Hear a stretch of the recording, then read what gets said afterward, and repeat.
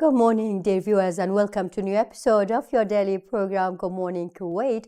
This is Amal Mullah coming to you live here from the Ministry of Information, downtown Kuwait, to broadcast to you the latest information and reports, as well as so many other segments in this wonderful show. Before we start this show and the wonderful guest and segments, how about I greet my colleague Sara Al-Bakr. Hello and good morning, Sara. Good morning, Amal, and good morning to you, dear viewers, and everyone who's watching us through KTV2. Welcome to a new episode of your morning program, Good Morning Kuwait. And as my colleague Amal said, we have several reports and segments and also special guests. So please keep watching us till the end of the episode. So did you notice, Amal, the weather is getting really chilly today? Yes, exactly. In the morning, I checked the temperature in my house and it was 7 Celsius. And 7 in the morning, around 7 o'clock, that was really chilly and a little bit of a freeze, if we can say so. Exactly. Actually, it's the coolest, let's say the coldest actually day of the year in Kuwait, for sure, I can say. But that's why, Amal, the most important thing, how we can enhance our immune system to avoid having some flu, some asthma, and all the, let's say, the winter diseases, because we've been exposed to the very warm and hot weather for 11 months. Yes. And now your body is really shocked with the cool, let's say, and cold weather. So what's your trick and advices, Amal, for that? Well, as you can hear, my voice isn't that much of a good voice right now, and Yeah. I'm really under the weather. I've been for the last 3 weeks, and as you said, Sarah, maybe because of the weather changing from cold to hot and from hot to cold and getting out and in from homes. So the best remedy for me, most of the time that I get it from doctors as well as family members, Yes. is having a lot of liquids as well as having vitamin C, and that's natural vitamin C, orange juices, let's say eating kiwi, and all of those other natural resources. Amazing, Amal. I can notice your voice is really fading out Yeah. today. So that's why, actually, I saw in the social media some people do some, as you mentioned, let's say vitamins shots, like they do some shots and they Yes. can drink it daily. And the most important thing, Amal, also is having some exercises. I know, like staying at home with cozy, let's say, atmosphere, with a Yes. warm atmosphere is really nice. But the most important thing, we have to stretch out. We have to do some exercises, like let's say jogging outside, because the weather is really lovely. Let's say from 12 till, let's say, 5 p.m. It's really warm and sunny. It's really and clean. It's really good to do some jogging, some walking, like just riding some bicycles and so on. That really can enhance our immune system. That really can move, let's say, our blood cycle, or recycle our blood. Yes, true. So having something good to drink or eat, that means healthy food as well as healthy environment to live in, having a little bit of exercise here and there, moving around. And if you don't have time to move, you can really do something with chores at home that can really make you a little bit, let's say, athletic. And as you said, Sarah, the timing from noon until like before sunset, 5 o'clock, is wonderful, and those wonderful lines of sky colors, you can watch it in Al Shahid Park, so you can go and have a stroll there. Then after that, get a shot of your vitamin juices from any cafe around you, or just what about the parks and walking strolls in each and every city downtown? Sarah, and this is what I have noticed. Each town in Kuwait, they have their own walking grounds. Exactly, and it's really lovely gardens, lovely actually walking lines, and we have too many lovely places, especially now in the winter. We have the K-Land, as you mentioned, Shahid Park, and too many places, lovely places to go and walk. And also the Green Island actually is amazing to go and walk there with your parents, with your kids. It's amazing. So that's why, Emil, we are speaking about the weather. So how about to check the weather segment? Yes, for sure. So how about we go to the weather segment and check the weatherman, what he has to say for us.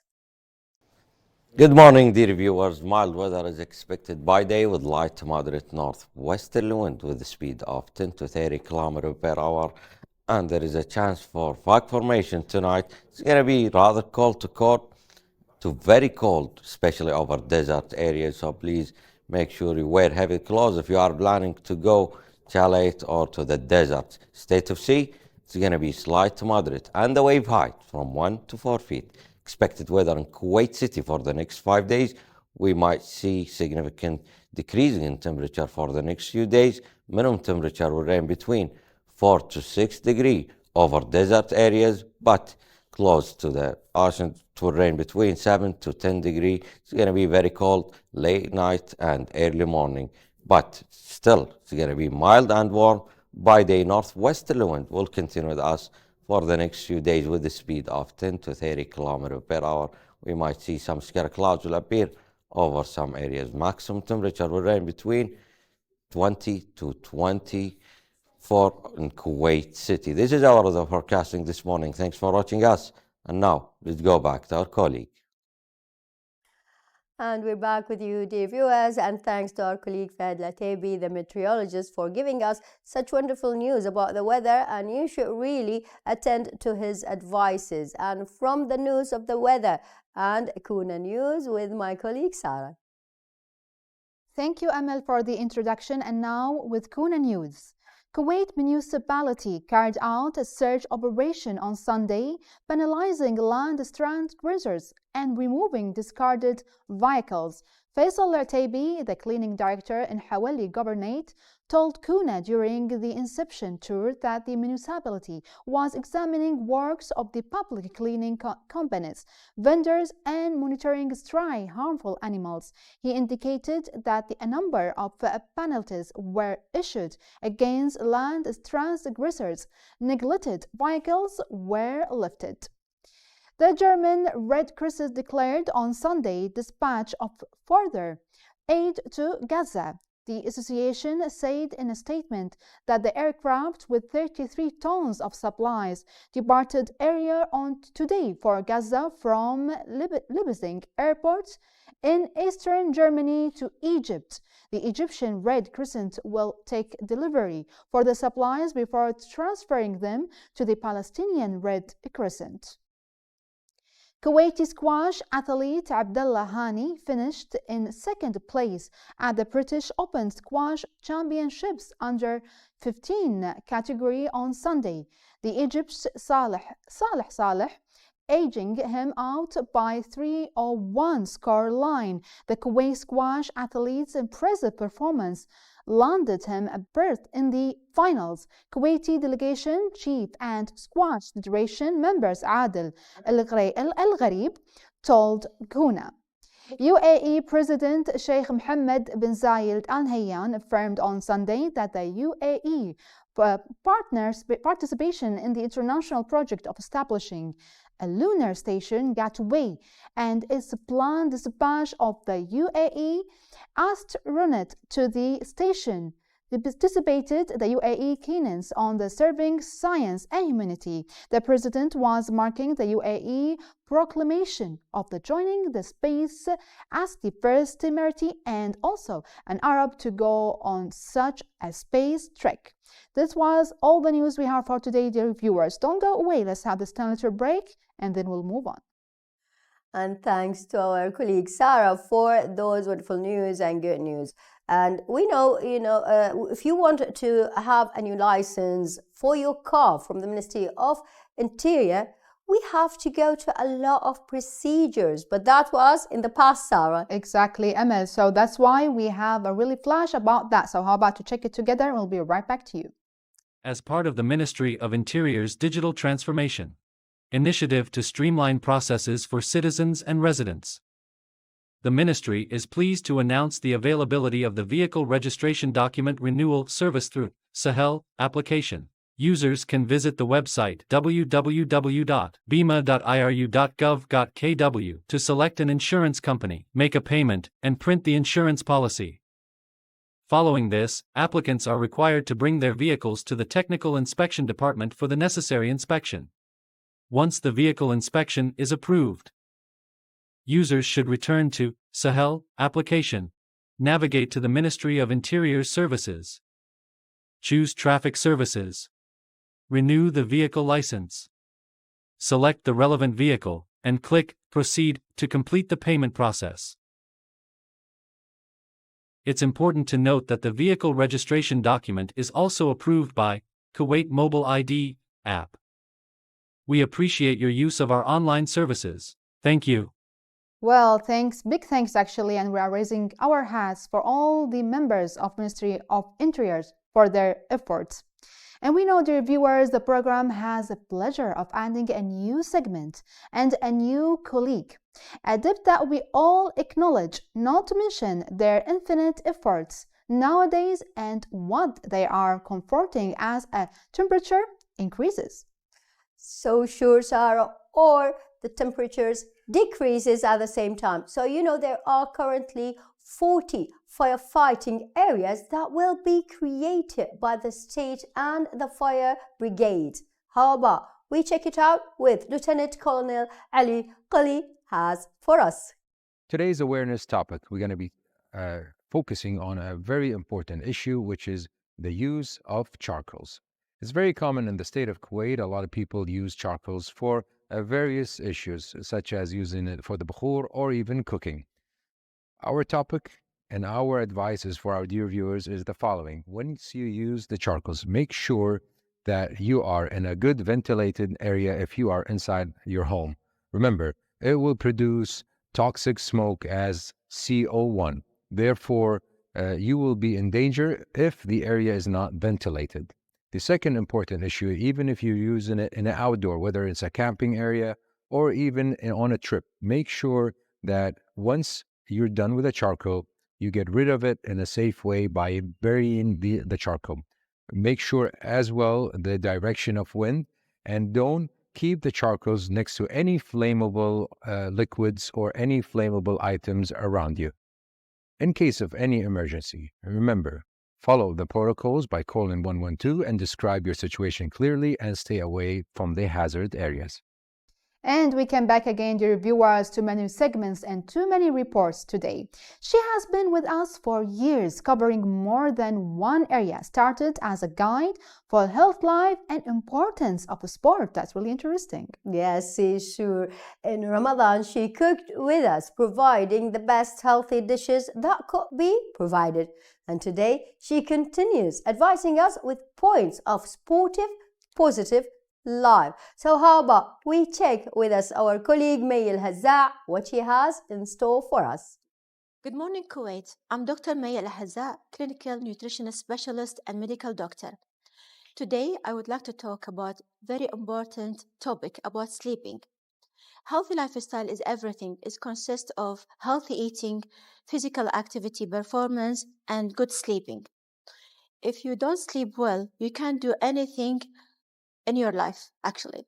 If you sleep well, you can go to gym, you can go sport, and if you eat well, you can also sleep well. So it's all coming together. About sleeping is essential for everyone, and the average time of sleeping is between 6 to 8 hours. It depends on your social life. Sometimes you can't sleep well if you have a busy schedule, and if you don't sleep well, you can't do anything in the next day. So I advise you to do certain tips to avoid sleeping disturbance. What's the association between sleeping and obesity? Scientists show that if you don't sleep well, you gain weight. And also there is a strong association between lack of sleeping and chronic diseases development in the future. And some chronic disease actually associated with lack of sleep, such as type 2 diabetes and hypertension and also cancer, and also mental diseases such as Alzheimer's disease. And also people who don't sleep well, they gain weight because certain hormones affected by lack of sleeping, such as ghrelin and leptin. Ghrelin is a hunger hormone and leptin is a lipid, fat, and burning hormone. And also certain hormones such as stress hormones, cortisol, is increased if you are not sleeping well. So sleep well, you will have a good quality life. Thank you so much for watching and stay tuned for the other segments. I'm with you, Dr. May Al-Hazza. Thanks to our colleague May Al-Hazza for a wonderful report, and we're back with you, dear viewers, and our first guest, the Honorable Dr. Khalid Mahdi. He is the Secretary General of Secretariat of the Supreme Council for Planning and Development of the State of Kuwait. And today we want to discuss a little bit some of the pillars that were established for the development of 2035. So how about I welcome my guest, and all of you would know what we're going to talk about. Hello and good morning, Doctor. Good morning, and I'm very pleased to be part of a very interesting show that I really like to shed the lights on the Kuwait National Development Plan as well. Yes, Doctor, we know that in the past several years, the plan has moved along wonderfully, and we have seen a lot of projects on the land of Kuwait and how it has been raising. And we know that those, projects didn't go easily. They didn't go smoothly as were expected because of the COVID and a lot of, effects, inner or outer effects that done during the days, but they didn't stop. And this is the wheel of development. We are very proud of the efforts you yourself, Doctor, and the people around you have put together. So if we want to talk about the challenges for Kuwait national development, there are so much. So what are, if we can say in abbreviation, some of them? Well, it is very interesting in the morning to talk about challenges, but as we start our day in the government sector, we are in our position to work and tackle challenges at the end of the day. Indeed. The Kuwait National Development Plan came in 2010, and with the vision of 2035 is actually to tackle challenges and to fill the gap. This is why we have the 7 pillars, and each pillar has its own gaps. This is why all the policies in the national plan is to address how to close these gaps through projects. As you mentioned, it is not easy. There are some projects which already concluded, and we are looking now at the outcome of this project and the impact of this project. Some projects we did not reach to the level of seeing the outcomes and the benefit of this project, and there are other projects which did not start yet due to many challenges. And each area or each pillar of the Kuwait National Development Plan, just let me list them quickly. The economic pillar, the administration, the human capital, the healthcare, the environment, the infrastructure, and the Kuwait positioning. These are the 7 pillars of the national plan. Each one has its own challenges, has its own issues, but we always look at challenges as being an opportunities for development. This is wonderful. That's the key. Yes, this is what we should highlight that each challenges is a key for the future. And we know a lot of challenges here around us, but if we want to build the future, we have to build the human being. And building human beings in any society starts with education, Doctor. So what are the education challenges? Well, I have to be very honest here. The human capital, it is the main challenge.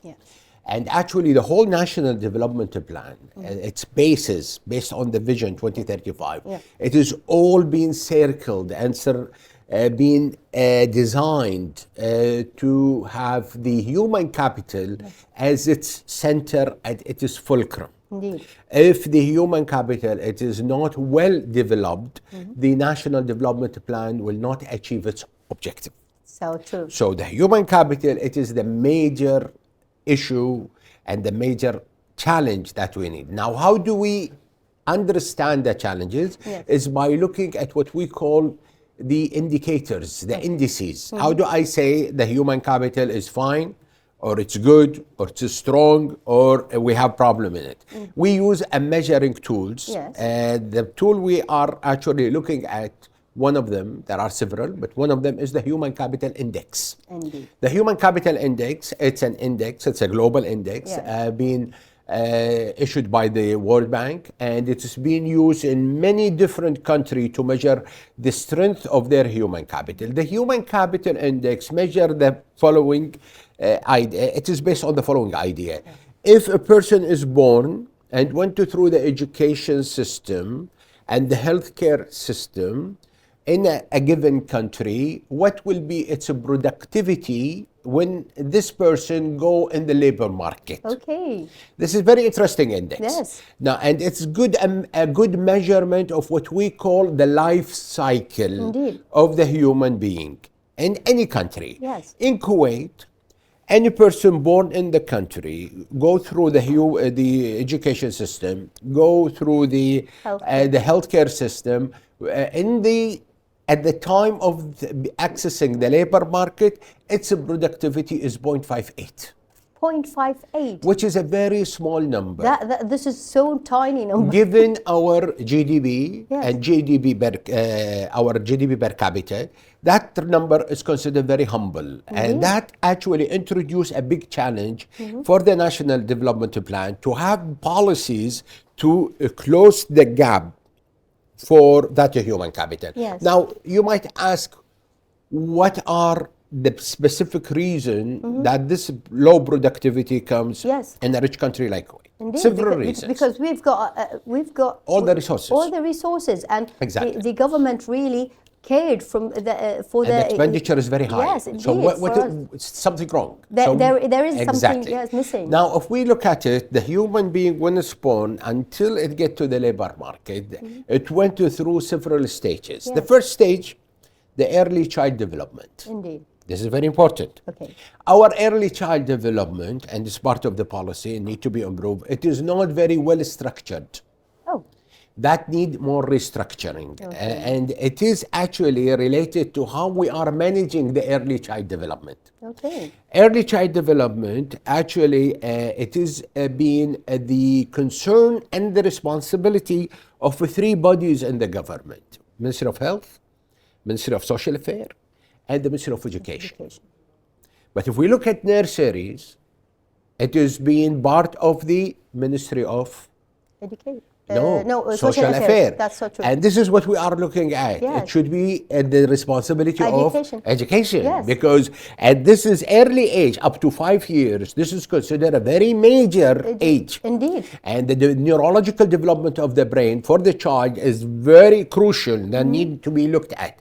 Also, the Ministry of Health need to make more effort in order to do the early child detection. Yes. Especially for pregnant women, and this is where we have issues. Okay. Now, these three bodies, in a good coordination on the direction of the General Secretary of the Supreme Council of Planning, we initiated a project with the UNICEF and UNESCO, together with the three bodies. It's called the 1,000 plus days. 1,000 plus. What is 1,000 plus? It's the first 1,000 years of a human being. Okay. In order to reach a level of a very high human capital. Okay. Once you get into the basic education, this is very important because, as I said, you start with early childhood, then you go to the basic education, then you move to higher education, then you get into the labor market. Indeed. And as you know, the human capital index, the one I mentioned, it is 0.58. Then we need to track all the stages of the human development. Yes. Now, if you look at the basic education, one of the major issue we have is the gap between the graduate from the high school or grade 12 and the average, what is supposed to be the average education level. In Kuwait, we provide 14 years of teaching, schooling.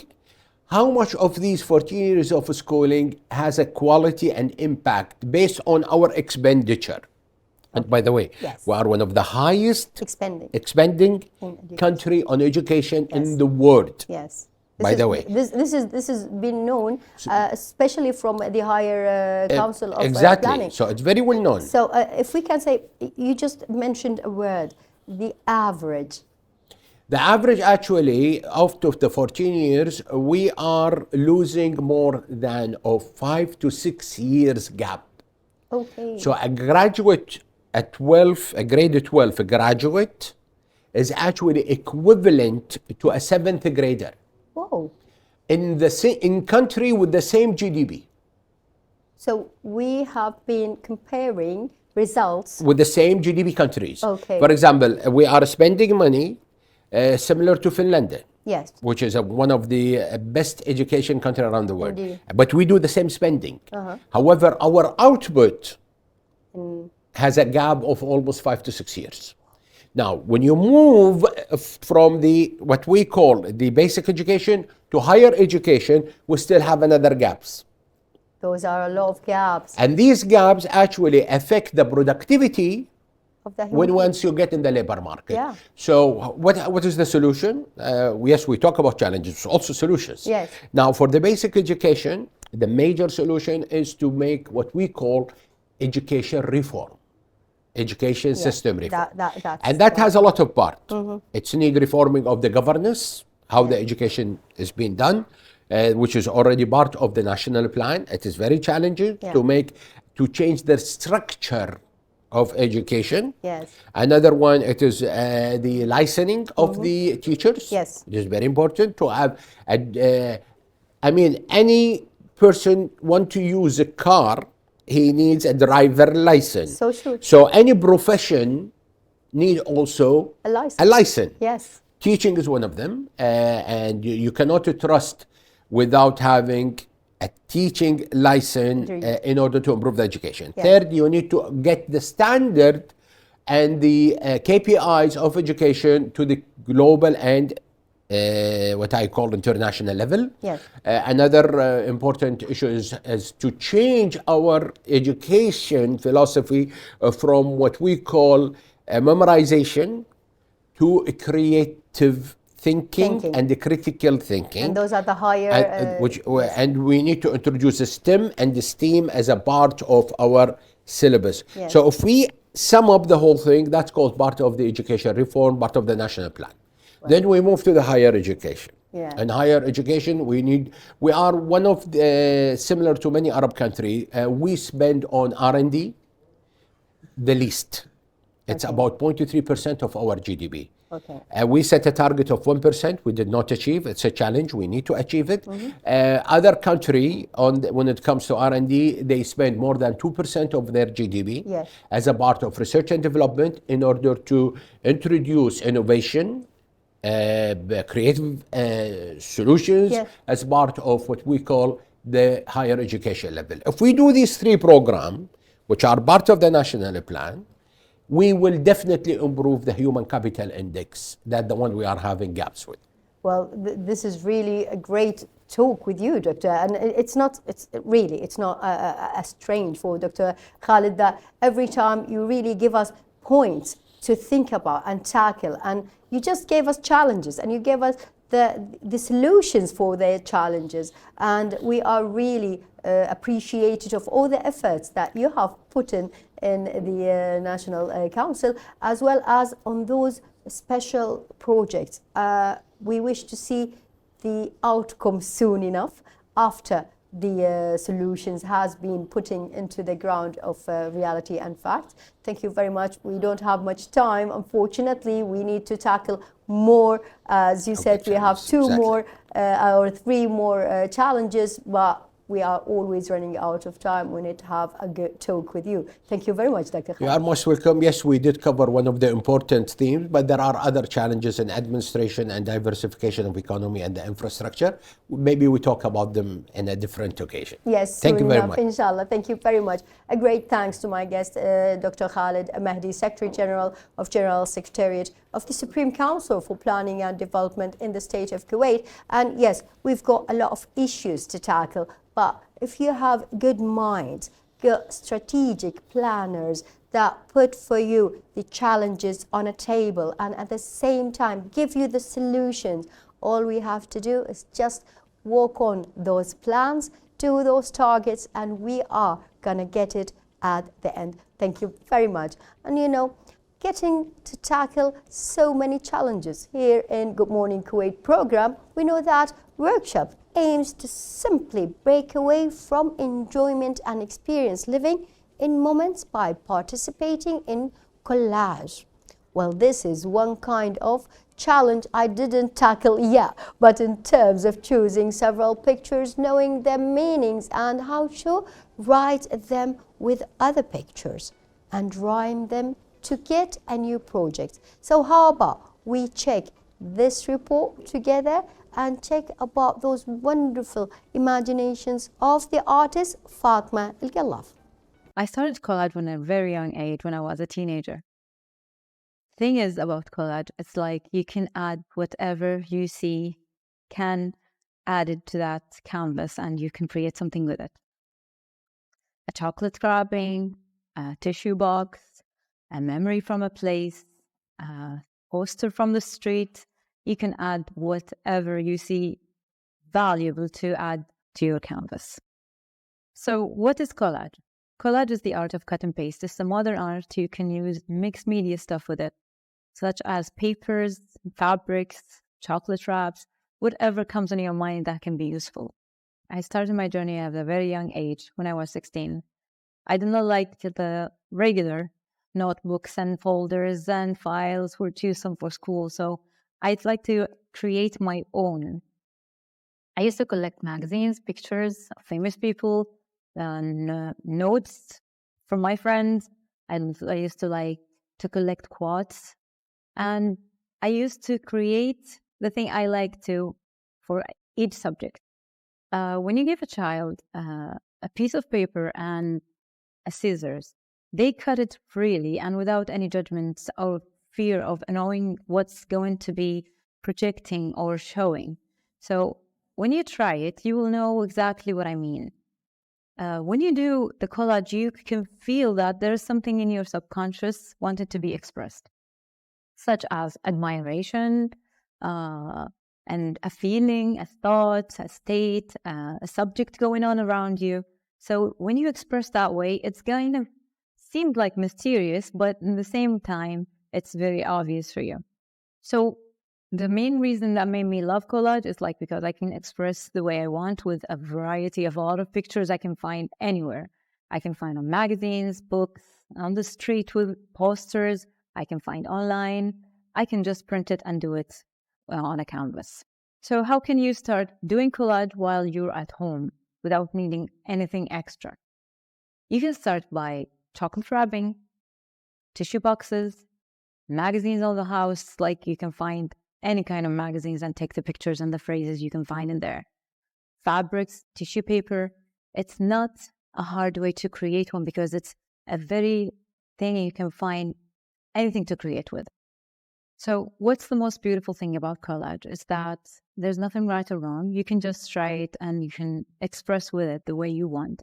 And there's no one can say anything about it because it's an art. You're an artist. Just create whatever you want with the tools you already have. And we come back again, dear viewers, with our second interview segment with our special guest for today. Since its independence in 1961, Kuwait maintained strong international relations with most countries, especially nations within the Arab world. Its vast oil reserves gives it a prominent voice in global economic forums and organizations like OPEC. Kuwait is also a major ally of ASEAN, a regional ally of China, and also a major non-NATO ally. Among these relations, we all shed the light of our solid relations with the Republic of Pakistan. A lot have happened in the past 3 years with that great country. So how about to greet our, let's say, welcome with a great pleasure, His Excellency, Ambassador of the Islamic Republic of Islam, His Excellency Malik Muhammad Farouk, from Pakistan to the Kuwait. So hello and good morning, Your Excellency. Hello and assalamu alaikum. Thank you very much. Welcome, salam. It's really a privilege to have in our show today. Same here, and I always felt the same. You know, whenever I have come here, I felt myself very comfortable and had a good time over here. Exactly, Your Excellency. So we know we lived in really unpleasant circumstances since 16th of December because of our loss, the death of the late Emir Sheikh Nawaf Al-Ahmed Al-Jaber Al-Sabah. And you know, Your Excellency, we'd like to know, let's say, describe, the relationship between both countries, Kuwait and Pakistan, with the late Emir Sheikh Nawaf Al-Ahmed Al-Jaber Al-Sabah for the past 3 years. There's no doubt it's a great loss, and His Highness Sheikh Nawaf Al Ahmed Al Jabbar Al Sabah has been a great leader. He's been a symbol of generosity, a person who played a very important role in solidarity for the people, truthfulness, dialogue, and empowerment of youth with modern sciences. Yes. We can call him a beacon of light for all of us. He was very well known for, especially as I said, for his generosity, and one thing which really impressed me personally was his kindness towards the children and the widows, and you are right, it's a great loss, not only for Kuwait but also for the Islamic world. If I recall, while in his capacity as the Crown Prince in 2010, when we had the floods in Pakistan, Kuwait extended, a remarkable support to Pakistan, and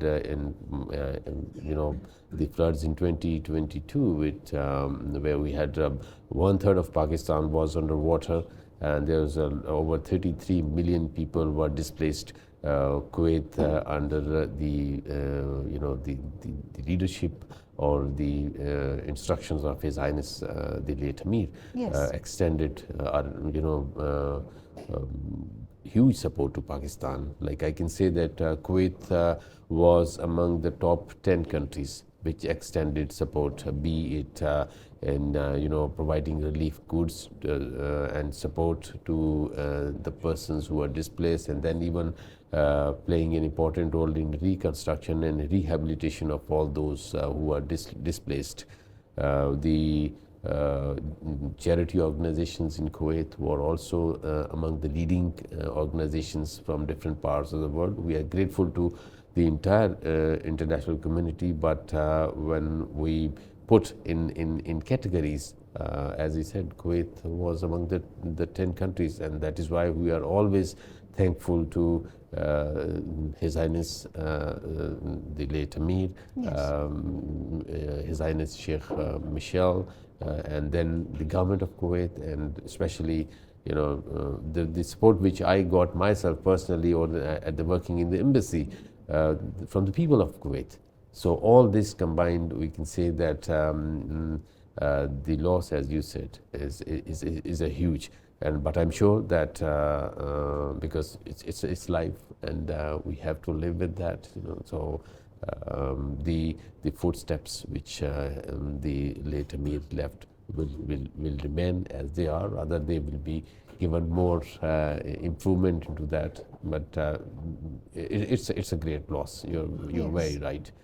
But his work, especially the efforts which he did for the solidarity, for the unity of the Islamic Ummah, and the kindness and the generosity will be remembered forever. Exactly, Your Excellency. As you mentioned, it's really a great loss, not only for Kuwait, for all the nations, for all around the world, and Pakistan is one of the country actually who got really a great loss of the late Amir Sheikh Nawaf Al Ahmed Al Jabbar Al Sabah. May Allah rest his soul in peace. Ameen. So, Your Excellency, since the past 3 years, too many, let's say, memorandums of understandings, cooperations, and projects were actually signed in too many sectors between both countries, Pakistan and Kuwait. So, could you please elaborate more about the projects were signed? Yeah, there's many areas, and but the focus has been to improve the trade and investment. Post-COVID or during the COVID time, the two countries signed, the health professionals. It's a G2G agreement, which we got extended last year, May 2023. Yes. And initially it was COVID specific, but now it's an open and a broad a document, and the good thing is that now we extended till 2026, but there's a clause which says that it will be automatically renewed after every expiry of 2 years. Then last year, as we all know, was very important for the two countries because we celebrated the 60th anniversary. So the year started with the unveiling of logo, a joint logo, which was approved by the Ministries of Foreign Affairs of Pakistan and Kuwait. We unveiled here in Kuwait, as well as the ceremony was held in Islamabad, where the ambassador of Kuwait and our Minister of State for Foreign Affairs unveiled the logo in Islamabad. Then we had a visit of our Chamber of Commerce from Sialkot Chamber. They brought the major products. Yes. Then many areas where we focused on, and one of the areas which where we had a very strong relations, but then it was going a little bit down. But now we signed the Defense Cooperation Agreement. This was also signed last year. It will open many areas of cooperation, be in the training of the armed personnel of the two countries, providing uniform to the Kuwait armed forces. And I'm sure that this will expand the already good cooperation between the two countries. It covers a lot of areas, a very broad and a big document. And then, as I said, the focus was on trade, and so we try to showcase Pakistani products, especially the rice, and I can always recall the mango festival which we had last year in July. Of course, it was very hot, and the good thing was that the festival was held in the heart of Kuwait. We did that in Souk Mubarakia, which itself was a great. When we got the flags of Pakistan and Kuwait, they remained in the different corridors of the souk for like a week. I saw that. Was amazing. Yeah, this was a great thing to see, and always a moment to cherish. Yes. So I can say that otherwise we try to promote the private business parties from both sides. We had engaged many Kuwaiti companies to look for the potential areas. We try to give them the basic information, then the different investment policies which Pakistan government introduced. So we know that there's a lot of potential for investment from Kuwait, and Pakistan is a country which offers one of the best investor-friendly regimes of the policies, which are very much in favor of the investors. Yes. So this has been an area. Then we got expansion in the already the companies which are in Pakistan from Kuwait. For example, Kufbek is one of the companies which has been in Pakistan. Then the other is Enertech. Their basic investment has been in two sectors only: Yes. renewable energy and water supply. But now they have expanded their portfolio, going into the other areas, especially Amazing. in the food security. So overall, I can say that you're very right. In the past 2-3 years, there has been a lot of impetus to the Yes. to the already existing strong bilateral ties. That's amazing. For sure, we have that strong bilateral ties and relation between Pakistan and Kuwait. That's why actually we had too many projects. Actually, too many, let's say, beautiful projects. So that's why we have, let's say, an optimistic for the future. And Your Excellency, you've been like cooperating with the leadership of our country, the Emir Sheikh Mish'al Ahmed Al Jaber Al Sabah for let's say the 3 years. So how about your expectation for the near future about the developments for the both countries? Yes, it's because while in his capacity as the Crown Prince, His Highness Sheikh Mishal has been very instrumental. He, I always had a very respectful feeling whenever I got an opportunity to have an audience with His Highness Sheikh Mishal. He seems to be very practical. And this is a good thing for us, and his agenda is more into the economic development. Yes. So this actually also favors us and boosting the bilateral relations. And I'm sure that keeping in mind the experience which His Highness carries will be put into the practical form, and I'm sure that the basic things, for example, when we talk about the recruitment of workforce in Kuwait, we know that there are a lot of areas where countries can cooperate. Then if we talk about the investment, we know that Yes, KIA is one of the leading investors. So that's I'm amazing. sure. So inshallah, I'm sure that it will be a new era, Yes. a new opening for the two countries. For sure, we're gonna have a new era. Thank you for being here with us, Your Excellency. So thank you so much to our dear viewers. How about to have this tiny break, and we'll be right back to you. Well, a big thanks and appreciation to His Excellency Malik Mohammed Farouk with this lovely interview we had, and we talk about, let's say, the relationship and also the projects that we have between the Republic Pakistan and also between our lovely country Kuwait. It was amazing interview. Yes, indeed, Sarah, I have seen the interview and it was really amazing, and thanks to our neighborly and brotherly country, the Republic of Pakistan, and the ambassador of Pakistan, Mr. Malik Mohammed Farouk, for being here and telling us and giving us all of those hints about the relationship between Kuwait and Pakistan. And at the same time, we have a great appreciation for Dr. Khalid Mehdi for being here with us and giving us, let's say, a glimpse of the future of education and the challenges of Kuwait. We maybe tackled just one subject. We have 3 more to tackle, but that will be in future programs and episodes. So Sarah, it was really a great effort from our producers and also from the staff of Good Morning Kuwait to put together this wonderful show today. Indeed, and also we enjoyed our episode for today. I hope you enjoyed it as much as we did. See you for next time and have a lovely day. Farewell to you all from all of us. Goodbye.